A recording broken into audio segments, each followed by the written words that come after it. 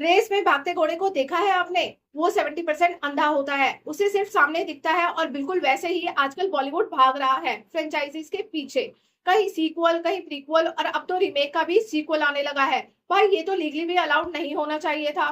काश ये फिल्म कभी बनी ही ना होती, क्योंकि सुबह सुबह पूरे 2 घंटे मेरी आत्मा की धुलाई कर दी इस मूवी ने। पति पत्नी और वो नाम सुनते ही लगता है ना कि हम सीधे 30 साल पीछे चले गए हों। उस साजन चले ससुराल वाले जमाने में। घर वाली बाहर वाली वही पुराना खेल दोबारा शुरू कर दिया इन्होंने। But to my and your surprise, ये फिल्म बिल्कुल वैसी नहीं है जैसे बाहर से दिखाई देती है। और ना ही पुरानी फिल्म वाला फॉर्मूला यहाँ कॉपी पेस्ट किया गया है। इस बार कुछ नया ट्राई किया गया है।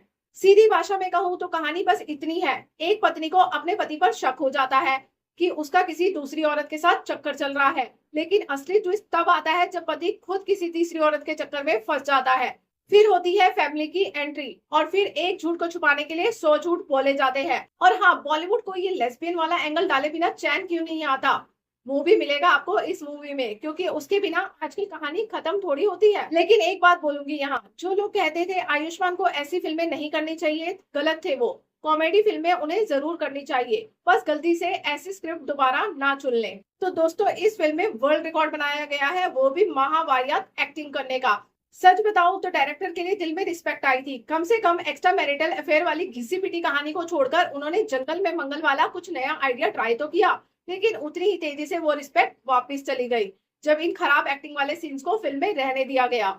और अब आते हैं फिल्म की असली जान पर, दो सपोर्टिंग एक्टर्स पर। पहले है विजय राज, जिनका एक सीन इतना फनी था कि लगा किसी ने गुदगुदी कर दी हो। और दूसरी है हमारी बुआ जी। क्या कमाल इस्तेमाल किया है इन्हें कहानी में। इनके ह्यूमर और टाइमिंग ने सारी हीरोइंस को नानी याद दिला दी। भाई इसे कहते हैं एक्सपीरियंस। और भाई म्यूजिक की बात करें तो गाने वाने पूरी तरीके से ठंडे थे। ऐसा ध्यान बिल्कुल पूरी तरीके से रखा गया है कि थिएटर से निकलने के बाद ऑडियंस के मन में गाने का एक भी शब्द याद ना रहे। तीनों हीरोइंस को ग्लैमरस गानों में ऐसा नचाया है कि कहानी से ज्यादा कैमरा उन्हीं पर टिका रहता है। पूरी फिल्म में सुंदर चेहरे के जरिए कंफ्यूजन क्रिएट किया गया है।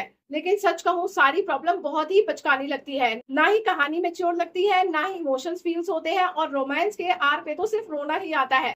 भाई सुबह सुबह ऐसी फिल्म देखने के लिए पैसे देने नहीं बल्कि लेने होते हैं। ऊपर से डायलॉग में जबरदस्ती की फोर्स कॉमेडी को डालकर कूल बनने की कोशिश की गई है, जिससे पूरा मूड ऑफ हो जाता है। लेकिन हेलो, ऐसा भी नहीं है कि ये दुनिया की सबसे खराब फिल्म है। कुछ सीन्स जनरली फनी भी हैं। आयुष्मान ने पूरी कोशिश की है अपनी इमेज को बचा के रखने की। और यहाँ पर ये मत भूलो कि इस सीरीज की पिछली फिल्म में कौन कौन महापुरुष थे, फिर भी 100 करोड़ कमा गई थी। तो या तो गलती ऑडियंस की मान लो, या फिर इस फिल्म की जरूरत से ज्यादा बेइज्जती मत करो। असल में ये बच्चों वाली कॉमेडी फिल्म है, जिसकी एक्सपायरी डेट खत्म हो चुकी है। अगर ये फिल्म 10 से 15 साल पहले आई होती तो पक्का थिएटर में पूरी फैमिली साथ बैठकर हंस रही होती। लेकिन 2026 में ये पॉसिबल नहीं हो पाएगा। फिर भी कुछ अलग सोचने की कोशिश करने और दो सीनियर एक्टर्स के दम पर फिल्म की इज्जत बचाने के लिए 2 स्टार तो बनते हैं। और जो बाकी के 3 स्टार हैं, उसके लिए तीनों बराबर जिम्मेदार हैं। नेपोटिज्म हो या आउटसाइडर, यहाँ किसी के साथ भी भेदभाव नहीं होगा। अगर आपको पता करना है कि पैसे में आग लगाने से ज्यादा दर्द नोट को होता है या फिर उस इंसान को जिसका वो नोट है,